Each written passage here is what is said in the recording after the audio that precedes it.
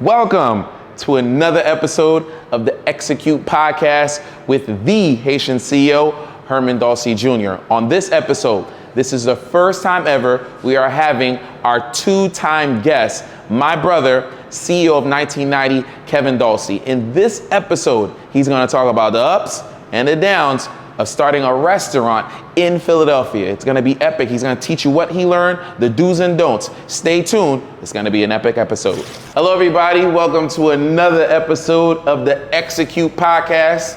And let me tell you why you blessed, because you are the first two-time guest on the Execute Podcast. Ladies and gentlemen, Kevin Dolce, my brother. He is the CEO of 1990. Kevin, welcome back to the show. Thank you. Thank you for having me again. So listen, we're having a special episode today, right? We're doing a little cross collaboration, right? Mm-hmm. We have like a let me close this real quick. You got a cheesesteak spot opening in Philly? Yeah, we do have a cheesesteak spot opening in Philly. Right. It's been about a year since the last time I've been on the it's been about a year since he's been on the podcast. So just always executing, making sure that I can accomplish a new goal over and over and over again. And this one's pretty special to me because I'm paying homage to the city of Philadelphia and bringing something that downtown Center City doesn't have. This is the first ever Cheesesteak Bar. First ever cheesesteak bar, and it's called Taste, right in the Center City, Philadelphia on 18th and JFK.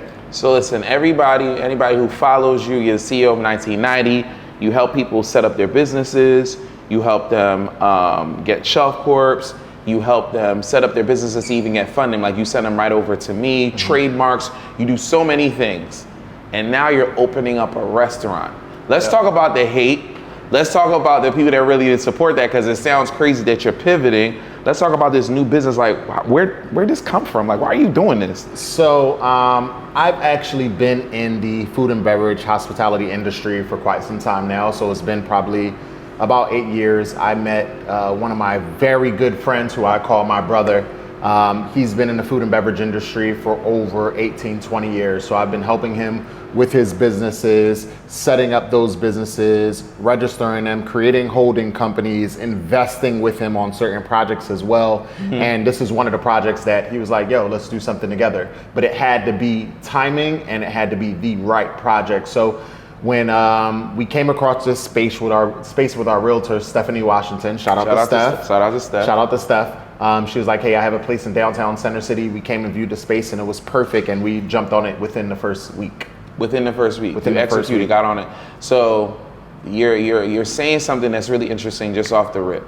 Your network is your net worth, exactly. Right? And you partnered with somebody who has been in the business for over 20 years. Over 20 years. And he's like, all right, how long have you known this person? 8 years. 8 years. So they've been in the business for 20 years.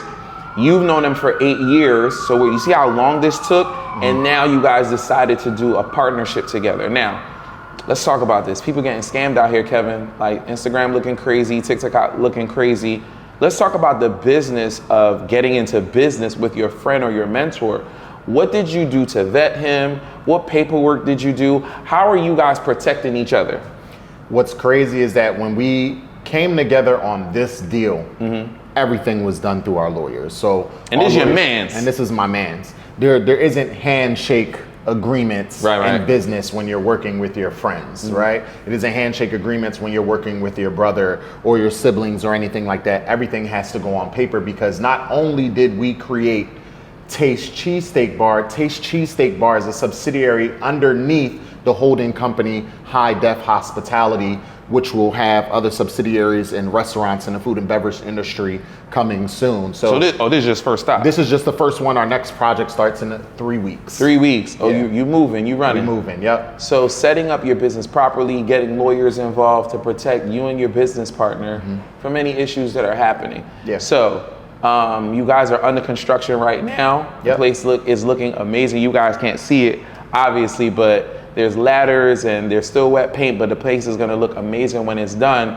What have you learned from pivoting from one business to another? Now you're starting one of your first restaurants. What have you learned in switching up like this? Patience is a virtue, right? It took me a while to cultivate this relationship to get me here, right?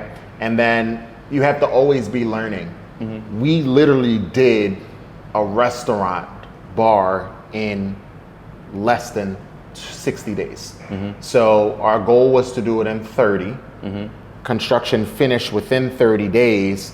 And now it's just the closeout, the cleaning up, the buying the alcohol, the finishing touches, the mounting the TVs and everything like that. It was all an educational process for me because I was in here every day. Herman, you know this. Every day I'm running to Home Depot. 12, I'm running 16-hour days. Yes, 12, 16-hour days because I wanted to immerse myself into it so I can be as educated as possible. So if one day my business partner, God forbid, passes away, I have the knowledge and the education to do it over and over and over again. It's repetitive.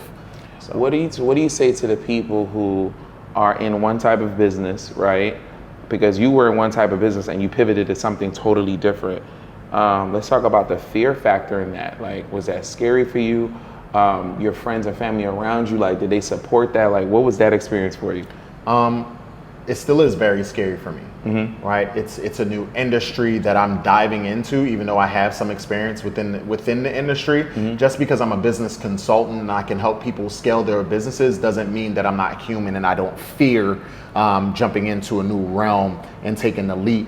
I think what I learned over the years of helping people start businesses and growing and scaling my own, where I don't have to be with 1990 24/7. I have workers and employees who can manage my day-to-day for me, where I can come and do 16-hour days on this project, right? Taking the leap and pivoting isn't something that's really normal for individuals. It takes a special type of individual to do it, and really just doing a deep dive into yourself and realizing that, I'm capable of doing anything that I put my mind to is what helped me get to this point, right? I can go out and start another business in another industry. I just have to do my due diligence. I have to collaborate with the right people. Right. And I have to really just study and immerse myself into, the industry that I'm gonna get in, because I'm not going to start a bar or a restaurant by myself if I don't have the knowledge or the partnerships behind it to get it going. Let's talk about fear, right? There's a difference between being fearful and being afraid, right? So let's combine them together just for argument's sake. How scary has this been? Because there's a lot of people that haven't even started their first business, or they haven't even gotten their LLC yet, or they haven't even figured out what their dream is gonna be because they're scared to even move. So let's talk about, have you been scared? How do you overcome your fear in this major project? Because this isn't small, this is pretty big.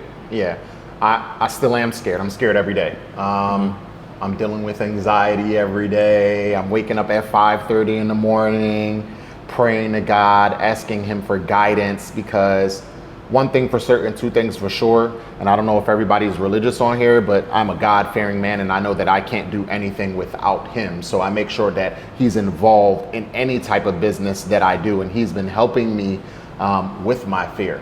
You know what I mean? With my fear of failing, with my fear of the grand opening date, with my fear of making sure that we're converting on our sales, with my fear of understanding the metrics of how many ounces of meat goes into a 12-inch cheesesteak. You know what I mean? So it's just really cultivating and understanding who you are as a person to get over that anxiety and that fear when you're taking that leap. And I know it now. I understand it now. Fear doesn't always go away. You just have to be confident in yourself to do this.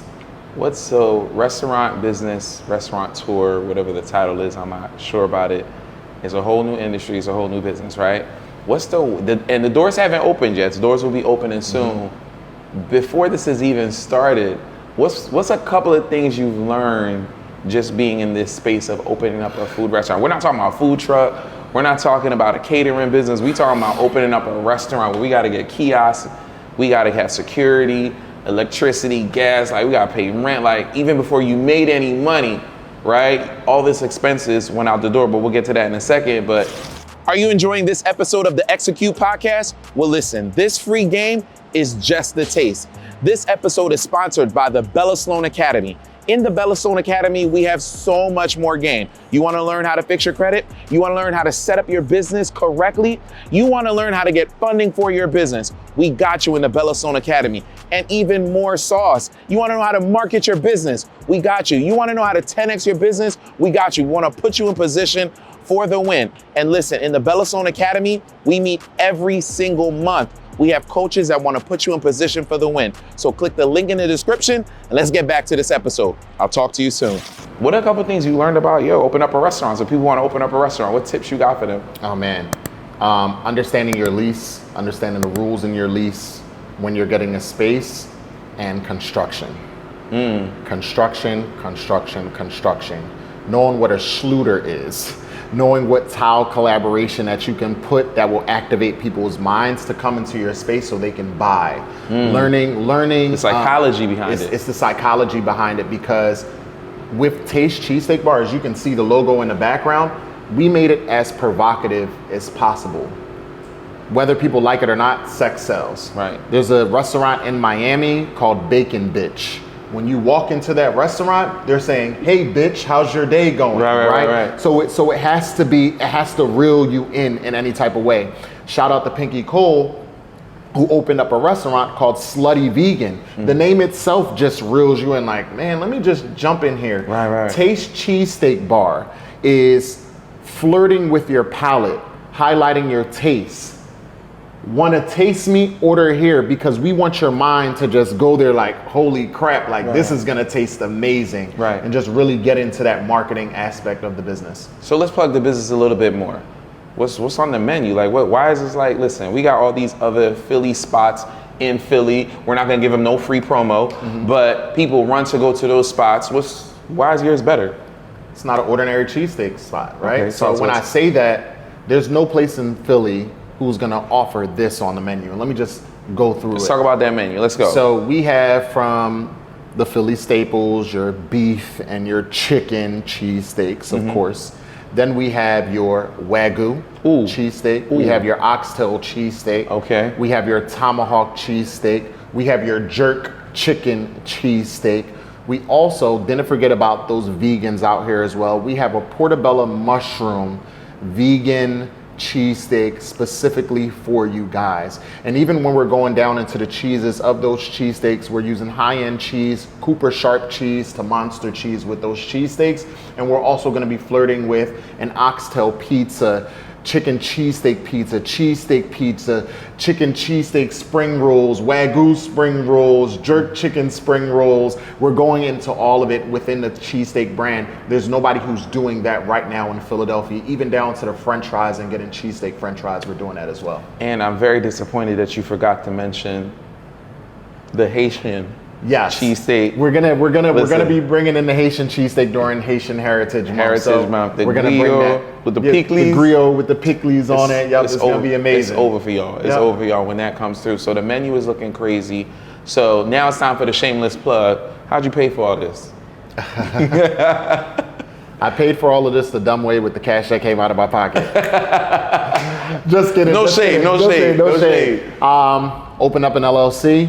I have good credit, and I was able to obtain business funding to do this. This project cost us a little over $100,000 to get done, and we did that within about 60 days. So business credit helped me fund this entire project. I also was able to leverage the cash that was in my bank account to allow me to get higher funds in terms of higher limits. Listen, man, you better give them that game, because you had cash sitting in there.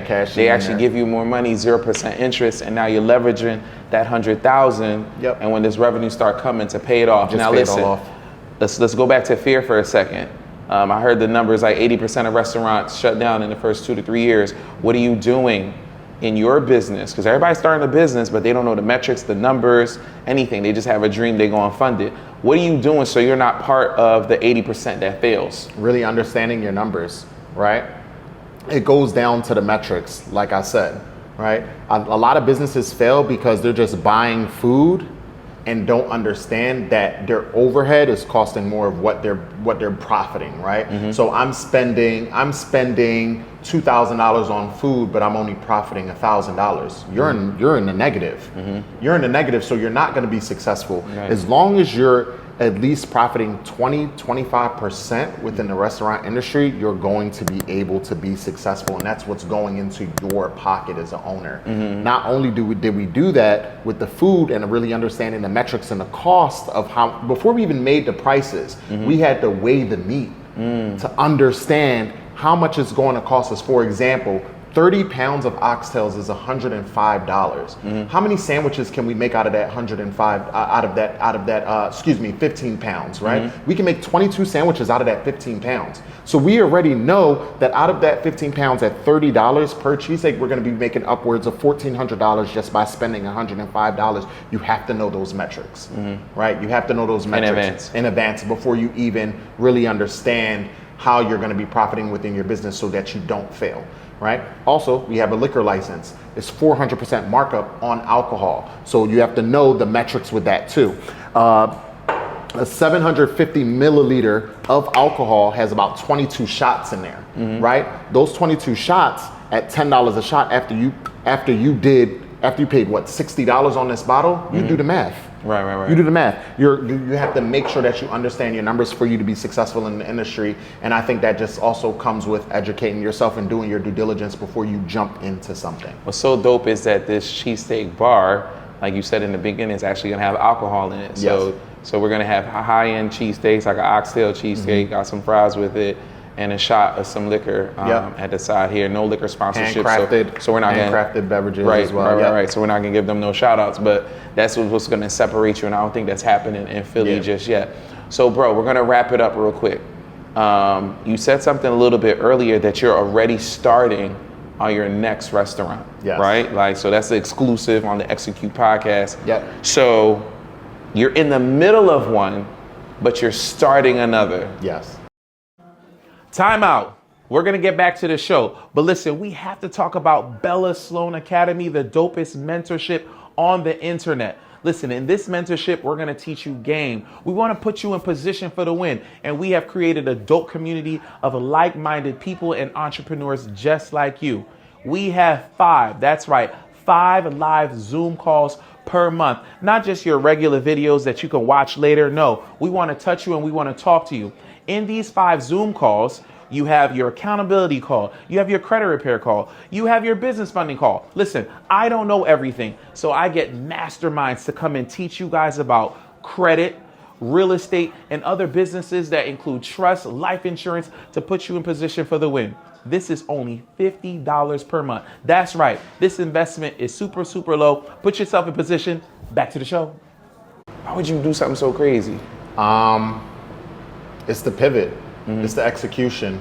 We already forecasted what this restaurant is going to do moving forward based on our location, based off the demographic, the area where we're located in Center City. We know if we sell 100 cheesesteaks a week, that's going to pay our rent. We know that if we sell alcohol, like if we sell 100 shots or 100 drinks of alcohol, we know that that's going to help us pay our rent. So our rent is paid. Everything else, operations, food, that's not a lot of money, right? So we'll be able to do that. Now we forecast out and we're planning for our next project, right? We already signed our LOI, which is our letter of intent. The lease is coming in. We've already went to our lawyers. We've been going back and forth with all the documents already, and we already know what we're gonna do at our next project. And I'm gonna give you the exclusive on the name of our next project. It's gonna be called Finish Your Champagne. It's going to be a high-end luxury restaurant with a speakeasy in the back of that restaurant. It's going to be all vibes, so it's going to be really, really lit right here in the city of Philadelphia as well too. Have you decided what the cuisine is going to be? We're flirting with the cuisine right now, but we think we want to push towards having a Haitian restaurant. Vibes. Yeah. Vibes. 1804. Gang. Yeah. Last question, because I want to reverse it a little bit because you're giving me good content here. You talked about the structure, holding company, LLC, trust, all that stuff. Let's review, because you kind of breezed through it a little bit about what's the structure that you build in now, but you already set up the structure for what's to come. So let's talk about the structure, what you just did. Yeah, so we started a corporation, an S corporation called High Def Hospitality Group. High Def Hospitality Group is our holding company because we already know 5 years out what we're trying to do. This is going to be a $100 million corporation within the next 5 years. We're going to do not only restaurants, we're going to franchise Taste, we're going to bring it to other cities as well. We're going to grow out Finisher Champagne, which you guys got the exclusive on. We have other restaurants, and we're also going to go into the hotel business as well and get a hotel with a super club in there as well. So okay, 100 million. 100 million. 100 million. Why not 200? Like, I mean, you might as well. It can be 200 million, but our forecast is exact. We know our numbers, we know our metrics, and we know what we want to go after. And you're structuring yourself now at $0 for the 100 million. For the 100 million. Right? So and that's what happened with a lot of people. They build out their business. They just started a little side hustle. Yeah. So I have another question.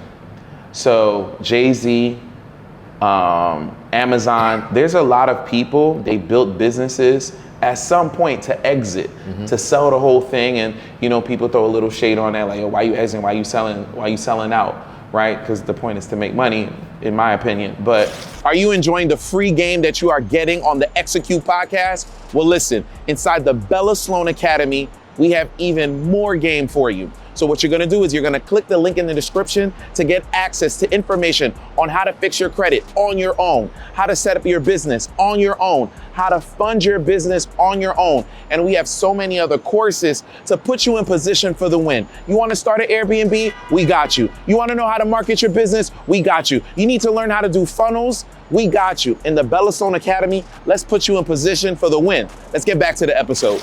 What is your goal with this company? So say for instance, you get an evaluation of $500 million. Is this a legacy play for you? Or is this something that you're building to possibly exit at some point? 1000% there's an exit in this. Okay. Right? I think whenever you're building out a business, I feel like we get too attached to our babies, and we don't know that when they turn 18, they're adults and they're ready to go off into the world to become the adults that they are. $1 billion business at that point. And this is I'm right now I'm building $2 billion businesses, right? 1990 as well as High Def Hospitality Group, right? So we're building those structures. We already have our exit strategy for after we get our hotel. So when me and my business partner first created Taste and High Def Hospitality, we were already thinking 5-10 years out from the rip. So because we thought about that, that's why we created High Def Hospitality Group to be the holding company. And we structured it after somebody who I would love to be one of my mentors in this space too. His name is David Grootman. David Grootman owns Groot Hospitality. He owns Live at the Fountain Blue. He owns Komodo. He owns Swan. He owns a few restaurants in Miami that's thriving. And when you, not saying to be a copycat, but when you see somebody being successful, why not follow the blueprint? They got the receipts. So he has the receipts to prove it, and that's something that we wanna achieve. You're leveling up. You're going to different places. You're opening up a restaurant, for goodness sake. And you know I always talk about auditing your circle. What have you done in the last 60, 90 days as you start to level up? Like, what does that look like in your inner circle, your outer circle, your business circle? What are you doing to protect yourself as you're continuing to level up? I think that my circle started auditing more and more when I announced that I was opening up this restaurant. You know, people throw shade. I think that's part of it. Yo, you opening up a restaurant? What, you making the cheesesteaks? Your little restaurant? And it's your little restaurant. What, you making the cheesesteaks? Obviously, I'm not making the cheesesteaks, guys. Like, right. I'm the owner of the restaurant. I'm the owner of this. I'm the CEO of this company. I'm not the owner. I'm the CEO of this company. And people have just been auditing themselves out, requiring more time of me. They see I'm working on a project, requesting more time from me. Yo, can I see you? Yo, can we hang out? Can we do this? Can we do that? And not understanding that this is my priority right now. If you can't understand that this is my priority right now, and you think that you come before my dreams, my goals, my aspirations, and my family, then you're not the right person for me. And you're not the right person that should be in my life, and you guys aren't the right friend group that should be in my life. And that has literally, I've had a total of 4 friendships collapse during these 6 weeks. Right. Auditing your circle. Yeah. Sometimes they do it for themselves. Final question, bro. And you know this, how we close out the Execute podcast. The last time you was on here, I asked you, well, where do you see yourself in 5 to 10 years? And you had a very different answer when you was just CEO of 1990. And I think last year there was not restaurants or anything like that in your thought process. So I'm gonna ask the question again, 5-10 years, right? What are we looking like? We're looking at $1 billion valuation. Let's go. I appreciate Kev. We appreciate you always coming on this show. Don't forget to execute, everybody, and tune into the next episode of the Execute Podcast. I'll talk to you soon. Thank you.